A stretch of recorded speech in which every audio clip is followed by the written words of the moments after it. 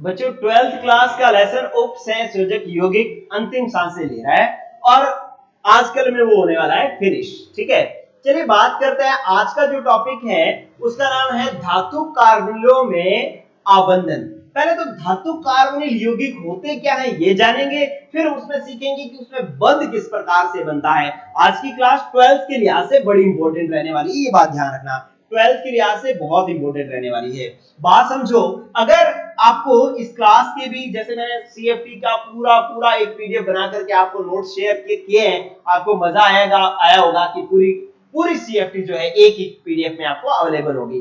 तो उसी तरीके से आपको कार्बोनिल धातु कार्बोनिल संकुल क्या होते हैं इसकी भी अगर आपको पूरी पीडीएफ चाहिए होगी तो वीडियो के नीचे कमेंट करना, आपको पीडीएफ अवेलेबल हो जाएगी। और साथ ही बच्चों, साथ ही अगर आपको इस तरीके की वीडियो रेगुलर देखनी है तो चैनल सब्सक्राइब भी कर लें। चलिए बात करते हैं सबसे पहले अपने धातु कार्बोनिल यौगिक क्या होते हैं। मैं परिभाषा बाद में लिखूंगा, पहले मैं कुछ उदाहरण लिखता हूं, आप बात समझ में आ जाएगी आपको। देखिए पहले मैंने उदाहरण लिखा NiCO4, ये मैंने एक संकुल लिखा, कुछ बात समझ में आई। फिर एक और एग्जांपल लिखा, मैंने लिखा कि भाई आपके पास FeCO5, ये लिख दिया, फिर कुछ बात देखेंगे। फिर मैंने एक और एग्जांपल लिखा CrCO6, ये वाला संकुल लिखा, तब भी कुछ बात समझ में आई। क्या बात समझ में आ रही है कि यार धातु कार्बोनिल यौगिक वो होंगे जिसके अंदर कार्बोनिल लिगेंड होगा। CO लिगेंड कौन सा होता है? कार्बोनिल लिगेंड होता है, और सारे के सारे कार्बोनिल लिगेंड होने चाहिए, इस CO के अलावा और कुछ भी नहीं होना चाहिए। तो एक तो कार्बोनिल लिगेंड उपस्थित होना चाहिए, एक बात, और वो संक्रमण धातु मतलब डी ब्लॉक तत्व के साथ में उसका उपसंयोजक बंध होना चाहिए। और जब एक ही जैसे लिगेंड जुड़े हुए हो तो ऐसे संकुल को अपने होमोलैप्टिक संकुल भी कहते हैं। क्या कहते हैं? होमोलैप्टिक संकुल कहते हैं। तो अब इससे जो है धातु कार्बोनिल यौगिकों की परिभाषा बन जाएगी। पहले क्या कि संक्रमण धातु के साथ में, संक्रमण धातु के साथ क्या कार्बोनिल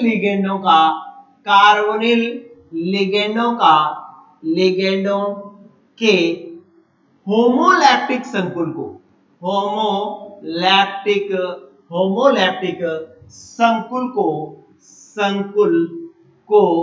क्या कहते हैं बच्चों? होमोलैप्टिक संकुल को धातु कार्बोनिल संकुल कहते हैं या धातु कार्बोनिल यौगिक कहते हैं। धातु कार्बोनिल यौगिक या संकुल यौगिक कहते हैं, धातु कार्बोनिल संकुल यौगिक कहते हैं। ठीक है, तो आपको यहां से एक बात तो क्लियर हो गई कि भाई आपके पास ये संक्रमण धातु होनी चाहिए, कई बार अलग भी हो सकती है, ये ध्यान रखना। बुक के अंदर लिखा हुआ है अधिकांश संक्रमण धातु होती है। संक्रमण धातु मतलब डी ब्लॉक तत्व होते हैं। ठीक है, तो वैसे डी ब्लॉक तत्व ही है अपने सिलेबस में, इसलिए मैंने सीधा संक्रमण धातु लिख दिया कि कार्बोनिल लिगेंडों का और संक्रमण धातु का जो होमोलैप्टिक संकुल बनता है। होमोलैप्टिक संकुल का मतलब यहाँ पे कार्बन लिगेंड के अलावा कोई और लिगेंड नहीं आना चाहिए। तो ऐसे जो होमोलैप्टिक संकुल बनेगा उसी को अपने धातु कार्बोनिल संकुल कहेंगे। क्या एक बात समझ में आ गई? क्या आसानी से बोलना चाहो तो भैया धातु और कार्बोनिल लिगेंडों का जो संकुल बना करेगा उसी को ही मैं क्या कहूंगा? धातु कार्बोनिल संकुल कहूंगा। नाम से ही पता लगा धातु और कार्बोनिल लिगेंड। ठीक है, तो नेम से समझ में आ रहा है, कहीं कोई दिक्कत नहीं है। बस अगर आप अच्छा वर्ड जोड़ना चाहो इसके अंदर तो ये एक होमोलैप्टिक वर्ड जो है और जोड़ देना, तो ये बात आपकी बड़ी इंप्रेसिव सी बन जाएगी। ठीक है, अब अपने को क्या करना है? अब अपने को ये जो एग्जांपल्स मैंने लिखे हैं ना, इनको थोड़ा डिटेल में करना है। जैसे इनके स्ट्रक्चर्स की भी बात करनी है। जैसे आप समझें कि मैंने एक एग्जांपल आपके सामने था, क्या कि NiCO4। ठीक है, ये जो संकुल है ना, इस संकुल का जो संकरण होता है वो sp3 संकरण होता है, और इसकी जो ज्यामिति होती है वो कैसी होती है बच्चों? चतुष्फलकीय ज्यामिति होती है। और अब आपको चतुष्फलकीय ज्यामिति बनानी आती है। कैसे बनेगा? बीच में निकल धातु और इसके साथ इस तरीके से चतुष्फलकीय रूप में इस तरीके से 4 कार्बोनिल लिगेंड जो है वो जुड़ जाएंगे, तो ये चतुष्फलकीय ज्यामिति बन जाएगी। और इसका नाम क्या होगा? इसका नाम होगा टेट्रा कार्बोनिल। 4 कार्बोनिल लिगेंड जुड़े हुए ना, तो आप कैसे नाम लिखते हो? टेट्रा कार्बोनिल और निकेल और ऑक्सीकरण अवस्था होती है इसकी 0। ऑक्सीकरण अवस्था क्या होती है इसकी? कार्बोनिल, फिर आपके पास आया निकल और इसकी निकल की ऑक्सीकरण अवस्था यहां पर क्या है? 0 है। क्लियर? वैसे भी आप देखेंगे कि कार्बोनिल लिगेंड के अंदर जो धातु है उसकी ऑक्सीकरण अवस्था 0 ही होगी। क्या होगी? 0 होगी। ठीक है, तो अब आपको ऑक्सीकरण अवस्था तो निकालने की जरूरत नहीं है, सीधा ही आप काम कर सकते हैं। इसी तरीके से अगर मैंने दूसरा एग्जांपल लिखा, जैसे कि अभी मैंने लिखा था FeCO की होल 5, ठीक है, ये मैंने संकुल लिखा था। इसका जो संकरण है वो है हमारे पास sp3d संकरण है, और sp3d संकरण में इसकी जो ज्यामिति है वो कैसी ज्यामिति होती है बच्चों?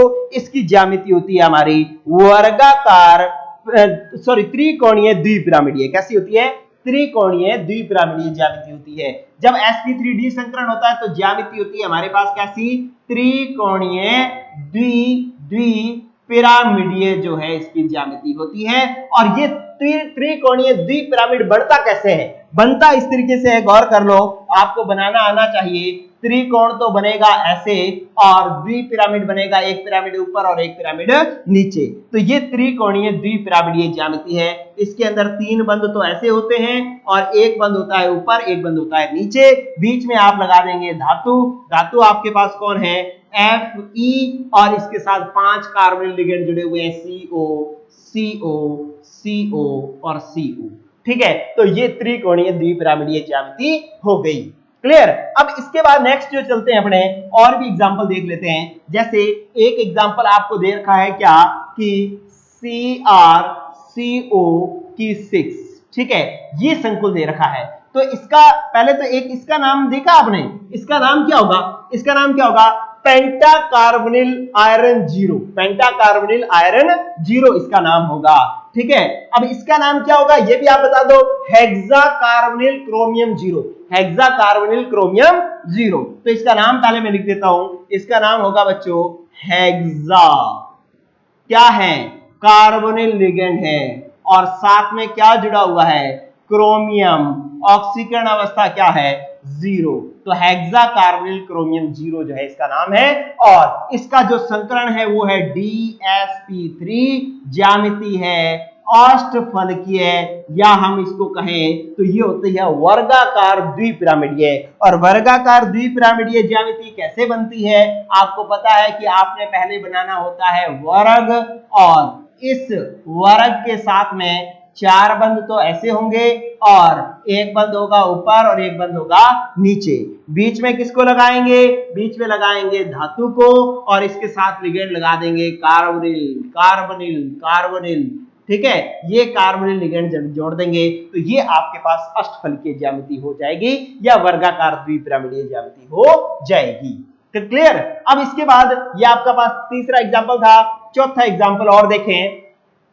2 एग्जांपल कुछ विशेष हैं, उनको देख लें आप। जैसे एक एग्जांपल तो ये है बच्चों, क्या सूत्र क्या है इसका? Mn की होल ट्वाइस CO की 10। ठीक है, ये संकुल है। इसकी स्ट्रक्चर, इसका नाम, ये बेहद इंपॉर्टेंट है, इसलिए गौर कर लेना, इसको अच्छे से सीख लेना। क्या करना है बच्चों? इसका सबसे पहले तो नाम देखते हैं। तो नाम 10 कार्बोनिल जुड़े हुए हैं तो आप कहोगे डेका कार्बोनिल। क्या कहोगे? डेका कार्बोनिल। और मैग्नीज कितने जुड़े हुए हैं? 2, तो आप लिखोगे डाई मैग्नीज। क्या लिखोगे? Di manganese. और ऑक्सीकरण अवस्था क्या है? Di manganese. और इसकी ऑक्सीकरण अवस्था कितनी है? 0। ठीक है, तो ये हो जाएगा डेका कार्बोनिल मैग्नीज 0। क्लियर? तो इस प्रकार से ये इसका नाम हुआ। इसका संकरण जो है, इसका संकरण भी जो है वो आपके पास sp3d2sp3 आएगा। ठीक है, और इसकी ज्यामिति जो है वो अष्टफलकीय बनेगी, लेकिन इसको मैं अष्टफलकीय नहीं कहूंगा, मैं बनाता हूं पहले विशेष प्रकार की ज्यामिति है, इसको याद रख लेना, आप याद रख लेना, ठीक है। तो कैसे बनेगी इसकी ज्यामिति, इस प्रकार से बनेगी। ये ना एक एसपी 1 mn का आया है ये संकरण, ठीक है।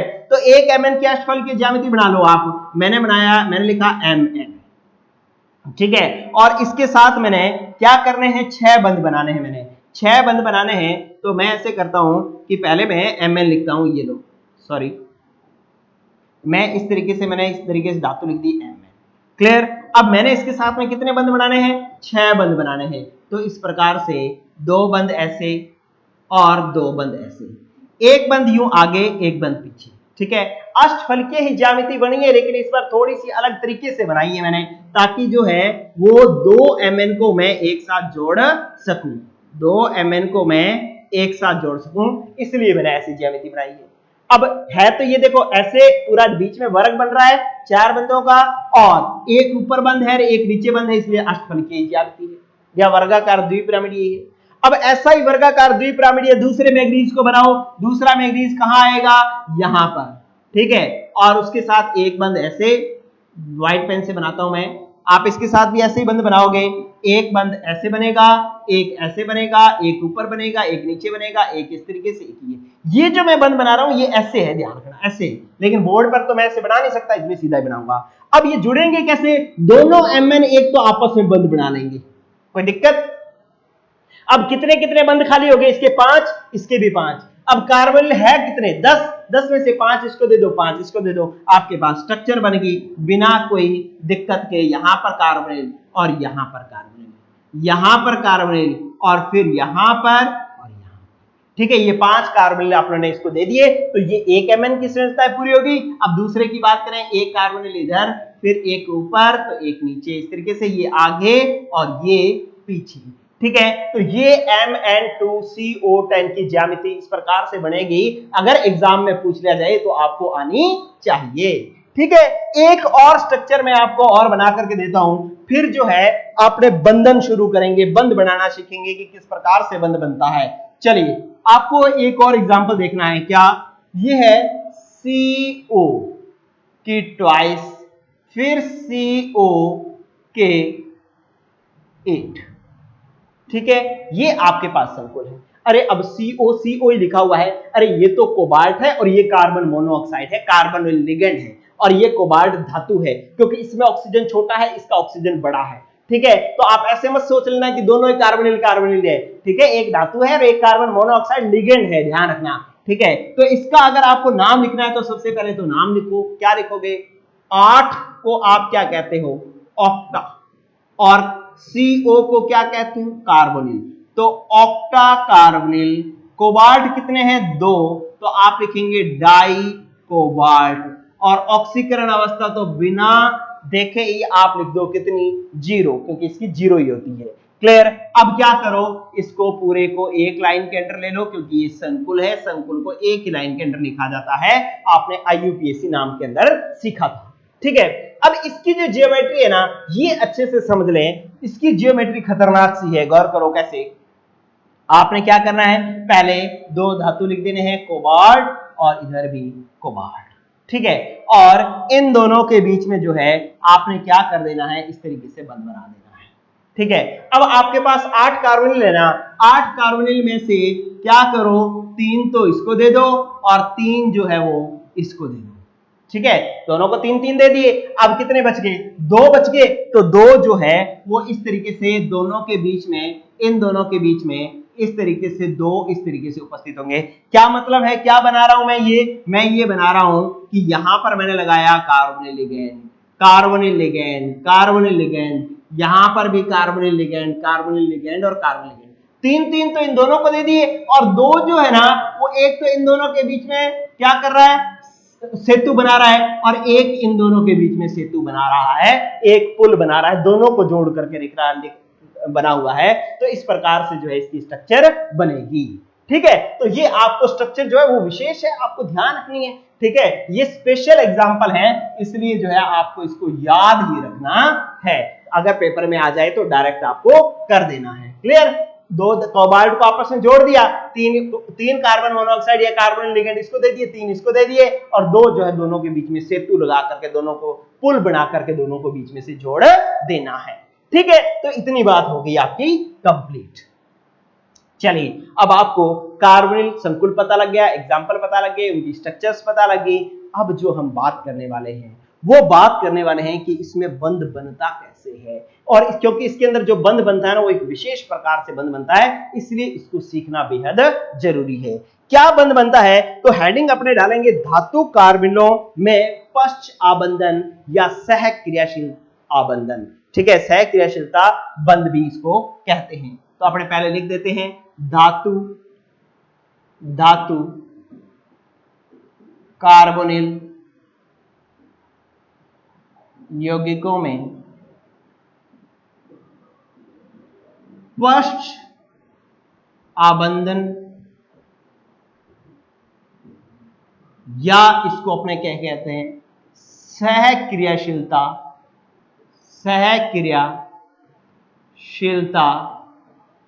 बंध, या इसको हम सह क्रियाशीलता प्रभाव भी कहते हैं। ये बात हमें सीखनी है, और ये बात जो है वो हमारी 12th के लिहाज से बहुत ही इंपॉर्टेंट है। ठीक है, आप यूं समझें, सबसे पहला काम क्या करेंगे, सबसे पहला काम बच्चों हम क्या करेंगे कि हम बनाएंगे धातु। देखो, अब मैं यहां पर बना रहा हूं एग्जांपल, आप समझ जाएंगे। मैंने पहले धातु बनाई। अब धातु के पास आपको पता है रिक्त कक्षक भी होते हैं, और कुछ ऐसे कक्षक भी होते हैं जिसमें उसके खुद के इलेक्ट्रॉन पड़े होते हैं पहले से। ठीक है, तो उन दोनों को मैं इस तरीके से बनाता हूं, इस तरीके से बनाता हूं कि ये मेरे पास, ये इस धातु के पास ये जो कक्षक हैं ये पहले से कक्षक हैं इस तरीके से।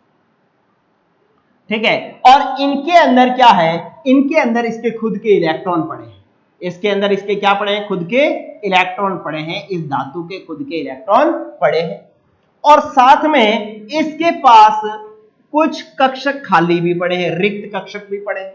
ठीक है, तो पहले तो मैंने इस धातु की व्यवस्था बनाई, किसकी बनाई, धातु की व्यवस्था बनाई। आप एग्जाम्पल के तौर पर, उदाहरण के तौर पर किसी भी धातु को देख लो, किसी भी धातु को देख लो, जैसे मान लो कोबाल्ट मेरे पास CO+3 है, तो इसके अंदर 3D6 होगा, 4S0 होगा। ठीक है, तो अब इस D के अंदर इसके पास खाली कक्षक भी होंगे, और D में इसके देखो ये इलेक्ट्रॉन 6 इलेक्ट्रॉन भी है, तो इलेक्ट्रॉन भी है और साथ में खाली कक्षक भी है। तो जिसमें इलेक्ट्रॉन है वो मैंने इलेक्ट्रॉन भर करके ऐसे कक्षक बना दिए, और ये रिक्त था ये मैंने रिक्त बना दिया, कहीं कोई दिक्कत नहीं है। ठीक है, तो अब क्या हुआ कि अब इसके साथ कौन जुड़ने आ रहा है, कार्बोनिल लिगेंड जुड़ने के लिए आ रहा है। लेकिन मैं इससे पहले थोड़ी थोड़ी बातें इसकी लिख डालता हूं। क्या लिख डालता हूं कि ये जो कक्षक मैंने बनाए हैं ये तो कक्षक है कि इलेक्ट्रॉन युक्त कक्षक हैं, किसके हैं, धातु के हैं, हमें दिखाई दे रहा है। और ये जो कक्षक है वो कैसा कक्षक है, रिक्त कक्षक है। तो आप समझ गए कि जो हमारे पास धातु होती है उसके पास दो प्रकार के कक्षक होते हैं, एक तो उसके खुद के कक्षक जिसके अंदर उसके खुद के इलेक्ट्रॉन पड़े होते हैं, और कुछ उसके खाली कक्षक होते हैं।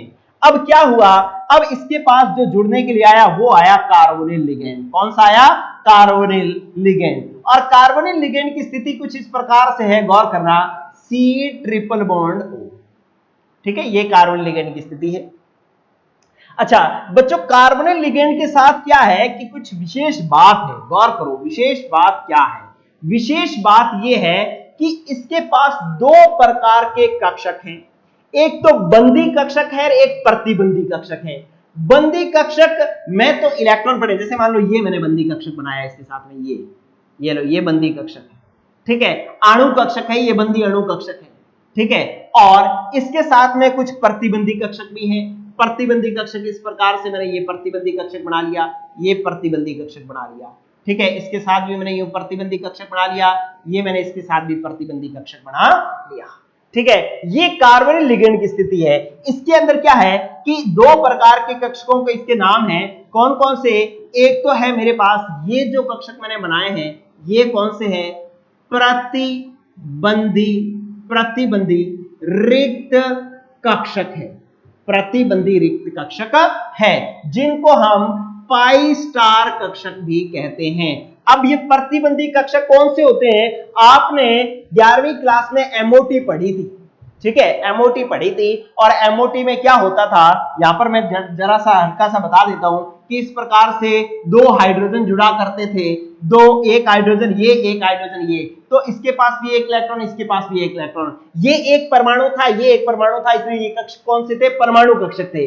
और मॉलिक्यूलर ऑर्बिटल थ्योरी एमओटी कहती थी कि जब दो परमाणु कक्षक मिलते हैं तो दो ही अणु कक्षकों का निर्माण होता है। ये जब दोनों जुड़ेंगे तो दो अणु कक्षकों का निर्माण होगा, क्योंकि दोनों जुड़ेंगे तो H2 बनेगा, H2 बनेगा तो दो अणु कक्षकों का निर्माण होगा। जो दो अणु कक्षक बनेंगे, एक की ऊर्जा कम होगी, उसको अपने बंधी आणविक कक्षक कहेंगे, ऊपर वाले को प्रतिबंधी आणविक कक्षक कहेंगे। ऐसा हमने ऊर्जा आरेख 11वीं के अंदर बनाया था, ठीक है। तो अब जो कार्बन लिगेंड है उसके पास भी इसी तरीके से कक्षक है, एक तो प्रतिबंधी है और एक जो है वो कौन से कक्षक हैं? बंधी कक्षक है। कौन से हैं?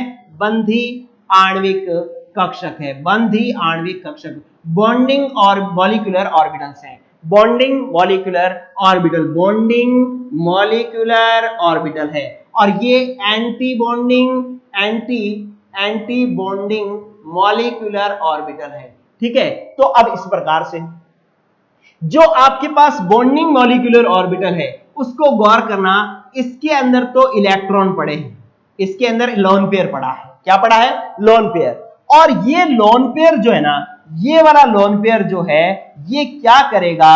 ये जो आपके पास बंधी कक्षक है ये क्या करेगा? ये अपना लोन पेयर इस डी धातु के रिक्त कक्षक में दान कर देगा और यहां पर उपसहसंयोजक बंध का निर्माण कर लेगा। और यहां जो उपसहसंयोजक बंध बनेगा उस बंध को मैं कहूंगा सिग्मा बंध। कौन सा बनेगा? सिग्मा बंध। देखिए ये मैंने क्या कहा कि एक तो बंधी आणविक कक्षक है जिसके अंदर क्या पड़े हैं? लोन पेयर पड़े हैं, और ये लोन पेयर जो है वो धातु के रिक्त कक्षक में दे करके सिग्मा बंध का निर्माण कर रहा है। और इधर साथ में कार्बन के इस कार्बोनिल लिगेंड के पास प्रतिबंधी रिक्त कक्षक पड़े हैं, ऐसे कक्षक पड़े हैं जो खाली हैं, लेकिन इसके पास ऐसे कक्षक पड़े हैं जिसमें इलेक्ट्रॉन है। अब हुआ क्या कि धातु के पास पहले से इलेक्ट्रॉन थे, लिगेंड ने भी इलेक्ट्रॉन ला करके दे दिए, तो भैया धातु के पास तो इलेक्ट्रॉन घनत्व क्या हो गया? बढ़ गया। धातु के पास इलेक्ट्रॉन घनत्व क्या हो गया? बढ़ गया। तो अब धातु क्या हो गया? अस्थायी। धातु क्या हो गया? अस्थायी। तो ये धातु अब क्या करेगा? अपने इलेक्ट्रॉन घनत्व को कम करने की कोशिश करेगा। ये इलेक्ट्रॉन पहले से थे और आगे तो इलेक्ट्रॉन घनत्व बढ़ गया, अब इस इलेक्ट्रॉन घनत्व को ये कम करने की कोशिश करेगा। और कम करने के लिए क्या करेगा ये बच्चों? कम करने के लिए क्या कहेगा? ये धातु कहेगा यार मेरे जो इलेक्ट्रॉन है ना वो तेरे इन रिक्त कक्षकों में डाल दूं मैं अगर, तो मेरा इलेक्ट्रॉन घनत्व कुछ कम हो जाएगा, ठीक है। तो धातु इससे रिक्वेस्ट करता है, तो ये कहता भैया मेरे खाली कक्षक पड़े ही हैं तो ये इलेक्ट्रॉन मेरे को दे दे। तो ये क्या करेगा? इस तरीके से ये इलेक्ट्रॉन जो है इसके अंदर दान करके जो है वो वापस बंध बना लेगा। इसी तरीके से ये भी जो है ये इलेक्ट्रॉन इधर दान करके और इधर दान करके ये इसके साथ बंध बना लेगा, ठीक है। और ये जो बंध बनेगा इस बंध को मैं क्या कहूंगा? इसको मैं कहूंगा पाई बंध। क्या कहूंगा? पाई बंध में कहूंगा। और इस प्रकार से इसके अंदर बंध बन रहा है। अगर आप गौर करो तो ऐसा था कि जैसे मैं धातु हूं, मेरे पास दो कक्षक है, एक में इलेक्ट्रॉन है और एक खाली पड़ा है। समझ में आई बात? अब कोई लिगेंड आया, उसने मुझे इलेक्ट्रॉन दिए, मेरे खाली कक्षक में इलेक्ट्रॉन दिए, तो अब क्या हुआ कि मेरे पास इलेक्ट्रॉन घनत्व बढ़ गया।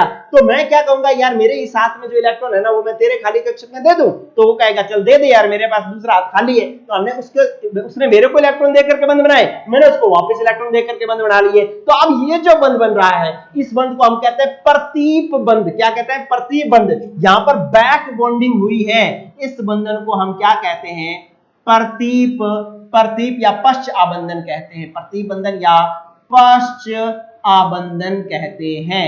इस बंधन को हम क्या कहते हैं? पश्च आबंधन कहते हैं। समझ में आया कि लिगेंड ने तो धातु को इलेक्ट्रॉन देकर के बंध बनाए और धातु ने वापस लिगेंड को इलेक्ट्रॉन देकर के बंध बनाया, तो ऐसे बंध को मैं पश्च आबंधन कहता हूं। बोलो बात समझ में आई क्या? समझ में आई बात? अब इसके अंदर हुआ क्या? इसकी वजह से ये हुआ कि धातु का पर जो इलेक्ट्रॉन घनत्व बढ़ गया था वो इलेक्ट्रॉन घनत्व क्या हो गया है? कम हो गया। एक बात तो ये। दूसरी बात कि पहले इसने बंध बनाया फिर इसने बंध बनाया, तो अब बंध क्या हो गया? मजबूत हो गया। अब बंध मजबूत हो जाने के कारण यौगिक का स्थायित्व क्या हो गया? बढ़ गया। यौगिक का स्थायित्व क्या हो गया? बढ़ गया, ठीक है। तो इसलिए इस स्थायित्व बढ़ जाता है, इस प्रभाव को सहक्रियाशीलता प्रभाव कहते हैं, या इस बंधन को सहक्रियाशीलता बंध भी कहते हैं। क्यों सहक्रियाशीलता बंध कह रहे हैं? क्योंकि दोनों की सहक्रियाशीलता है, दोनों की साथ साथ क्रियाशीलता है। ये इसके साथ बंध बना रहा है, ये इसके साथ बंध बना रहा है, दोनों का मिला जुला काम है, दोनों एक दूसरे के साथ बंध बनाने के पक्ष में है। ये कहता भाई मेरे इलेक्ट्रॉन तू रख ले, तेरे मैं रख लेता हूं, और ऐसे हम मिलजुल करके काम करेंगे, सहक्रियाशीलता प्रदर्शित करेंगे, तो जो है हमारा स्थायित्व क्या हो जाएगा? ज्यादा हो जाएगा। इसी प्रभाव को हम सहक्रियाशीलता प्रभाव भी कहते हैं। बोलो ये बात समझ में आई क्या? आपको समझ में आई क्या? चलिए अब मैं इस बात को लिख देता हूं। देखो क्या लिखूंगा मैं ये लिखूंगा कि पॉइंट नंबर 1 बातें क्या क्या बनी? बातें ये बन गई, नंबर 1 बात क्या बन गया कि जो है पश्च आबंधन की वजह से धातु पर क्या हो गया बच्चों? धातु पर क्या हुआ कि इलेक्ट्रॉन घनत्व जो है वो क्या हो जाता है? इलेक्ट्रॉन घनत्व हो जाता है बच्चों कम। ठीक है, अब इलेक्ट्रॉन घनत्व धातु पर कम हुआ और साथ में पश्च आबंधन से क्या हुआ? सिग्मा व पाई बंध दोनों बनते हैं। सिग्मा व पाई बंध, पश्च आबंधन का मतलब क्या है? पहले तो सिग्मा बना, बाद में पाई बना। सिग्मा और पाई बंध दोनों बनते हैं, इसलिए जो है बंध क्या हो जाएगा बच्चों? बंध हो जाएगा मजबूत। बंध कैसा हो जाएगा? मजबूत हो जाएगा, और बंध मजबूत हो जाने से संकुल का स्थायित्व जो है वो क्या हो जाएगा? संकुल का स्थायित्व जो है वो क्या हो जाएगा बच्चों? बढ़ जाता है। संकुल का स्थायित्व बढ़ जाता है। ठीक है, तो इस प्रभाव को हम क्या कहते हैं? इस प्रभाव को मैं क्या कहता हूं? सहक्रियाशीलता प्रभाव कहता हूं। सहक्रियाशीलता प्रभाव कहता हूं, या इसको मैं कहता हूं सिंजेरिक इफेक्ट कहता हूं, और इस बंधन को मैं सहक्रियाशीलता बंधन भी कहता हूं। बोलो ये बात आपको समझ में आई या नहीं आई? ठीक है, तो इतनी बात आपको पता होनी चाहिए। क्लियर बच्चों? अब एक चीज और देखो, ये सहक्रियाशीलता बंधन समझ में आ गया कि धातु का इलेक्ट्रॉन घनत्व कम हो जाता है, पश्च आबंधन के कारण दो बंध बन जाते हैं, जिससे बंध मजबूत हो जाता है और संकुल का स्थायित्व बढ़ जाता है। इस प्रभाव को मैं सहक्रियाशीलता प्रभाव कहता हूं, या सिंजेरिक इफेक्ट कहता हूं, और इसको सहक्रियाशीलता बंध भी कहता हूं। क्लियर? अब एक चीज और देखना, पश्च बंधन आपको समझ में आ गया? क्या होता है कि अगर आपसे कोई पूछ ले कि पश्च बंधन क्या है, तो आप कहोगे कि धातु अपने इलेक्ट्रॉन जो है वो कार्बोनिल लिगेंड के रिक्त प्रतिबंधी कक्षकों में दान करके जो बंध बनाता है, उस जो पाई बंध बनाता है, उस पाई बंध को हम पश्च आबंधन या पश्च आबंध कहते हैं, बैक बॉन्ड कहते हैं। इस बंध बनने को बैक बॉन्डिंग कहते हैं। क्लियर? तो ये बात आपको समझ में आ गई। लेकिन अब एक चीज और गौर करो रे, बहुत ही जबरदस्त बात मैं बता रहा हूं। क्या बात बता रहा हूं कि यहां पर एक चीज गौर करना। मैंने पहले ऐसे कर लेता हूं कि चलिए देखो, इस बात को ना मैं इस तरीके से एक डिब्बे में लिख लेता हूं, इस तरीके से डिब्बे में नहीं यार, यहां पे नहीं लिखता, मैं आगे लिखता हूं, समझा यहां देता हूं, क्योंकि फिर ये वाली स्लाइड जो है ना आपकी साफ सुथरी ऐसी ही रहनी चाहिए। ठीक है, चलिए पहले मैं एक बात यहां समझा करके आगे लिख दूंगा। क्या हुआ कि कार्बोनिल लिगेंड जो है ना वो इलेक्ट्रॉन ग्रहण कर रहा है, ये वाला इलेक्ट्रॉन यहां पर ग्रहण कर रहा है। अच्छा, जो इलेक्ट्रॉन ग्रहण करता है वो क्या होता है? लुईस अम्ल। वो क्या होता है? लुईस अम्ल होता है जो इलेक्ट्रॉन ग्रहण करता है। ठीक है, और ये अपने पाई कक्षकों में ग्रहण करता है, पाई रिक्त कक्षकों में ग्रहण करता है इलेक्ट्रॉन। ठीक है, क्योंकि पाई स्टार या पाई इलेक्ट्रॉनों के अंदर, पाई कक्षकों के अंदर इलेक्ट्रॉन ग्रहण करता है, इसलिए जो है इसको अपने पाई एसिड कहते हैं। क्या कहते हैं बच्चों? पाई एसिड लिगेंड कहते हैं। क्या कहते हैं? पाई एसिड लिगेंड कहते हैं। तो आपके पास अगर प्रश्न आ जाए कि कार्बोनिल लिगेंड को पाई एसिड लिगेंड क्यों कहते हैं, तो आपके पास आ जाएगा, आप कहोगे कि सर जो कार्बोनिल लिगेंड में कार्बोनिल लिगेंड जो होता है अपने रिक्त प्रतिबंधी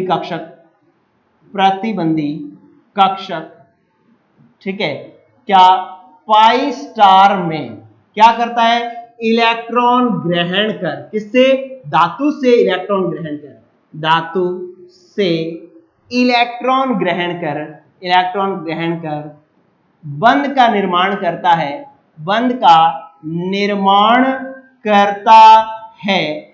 इसलिए इसे पाई एसिड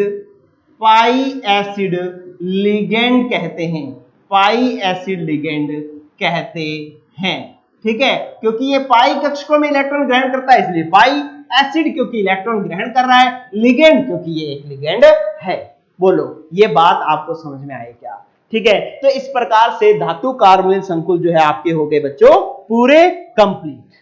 ठीक है, अब आप जो है लास्ट अब एक स्थायित्व की बात करेंगे और अनुप्रयोग की बात करेंगे और ये चैप्टर हो जाएगा खत्म। और आज की क्लास जो है वो रही इतनी ही। आप उम्मीद है आपको ये सारी की सारी क्लास आपको पसंद आई होगी, समझ में आई होगी। अगर भैया समझ में आ गया ना तो एक तो वीडियो को लाइक करो फटाफट, क्योंकि बच्चे भूल रहे हैं लाइक करना। वीडियो को लाइक भी करो और कमेंट भी करो, चाहे आप जब भी क्लास देखो, आज 2 दिन 10 दिन 15 दिन जितने मर्जी दिन बाद देखो, कमेंट करके बताओ कि सर मैं यहाँ हूं और मेरे को ये टॉपिक समझ में आया है। ठीक है, और साथ ही जो बच्चे बिना चैनल सब्सक्राइब के देख रहे हैं तो वो चैनल सब्सक्राइब भी कर लो, ताकि कुछ तो बेनिफिट होगा ही, कुछ तो आप सीख करके जाओगे, है ना। तो आज के लिए इतना ही, पढ़ते रहे, गुड लक, गुड बाय।